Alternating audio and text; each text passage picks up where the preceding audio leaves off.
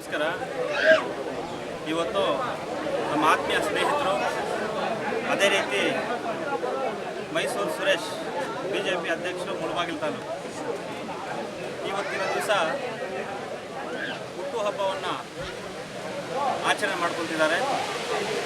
ಮೊದಲನೇದಾಗಿ ಮೈಸೂರು ಸುರೇಶ್ರವರಿಗೆ ಹುಟ್ಟುಹಬ್ಬದ ಆರ್ಥಿಕ ಶುಭಾಶಯಗಳನ್ನು ಹೇಳುತ್ತಾ, ಈ ಒಂದು ಸಂದರ್ಭದಲ್ಲಿ ಒಬ್ಬ ಮನುಷ್ಯನ ಪ್ರೀತಿಯನ್ನು ಎಷ್ಟೇ ರಾತ್ರಿ ಆಗಲಿ ಹಗಲಾಗಲಿ ಯಾವುದೇ ನಿಟ್ಟಿನಲ್ಲಿ ಅವ್ರಿಗೆ ಫೋನ್ ಕರೆ ಬಂದಿದ ತಕ್ಷಣ ನಾನು ನಿಮ್ಮ ಜೊತೆ ಇದ್ದೀನಿ ಅಂತ ಹೇಳಿಬಿಟ್ಟು ಅವ್ರಿಗೆ ಸಹಕಾರ ಕೊಡ್ತಿದ್ದಾರೆ. ನಿಜವಾಗ್ಲೂ ಖುಷಿ ಆಗುತ್ತೆ. ಇಲ್ಲಿ ದುಡ್ಡು ಮುಖ್ಯ ಅಲ್ಲ, ಆಸ್ತಿ ಮುಖ್ಯ ಅಲ್ಲ, ಅಂತಸ್ತು ಮುಖ್ಯ ಅಲ್ಲ, ಮನುಷ್ಯನಿಗೆ ನಂಬಿಕೆ ಬೇಕು. ಈ ಸಂದರ್ಭದಲ್ಲಿ ಈ ಒಂದು ಇದರಲ್ಲಿ ಆ ಒಂದು ನಂಬಿಕೆ ನಮ್ಮ ಸುರೇಶನ ಗಳಿಸಿದ್ದಾರೆ.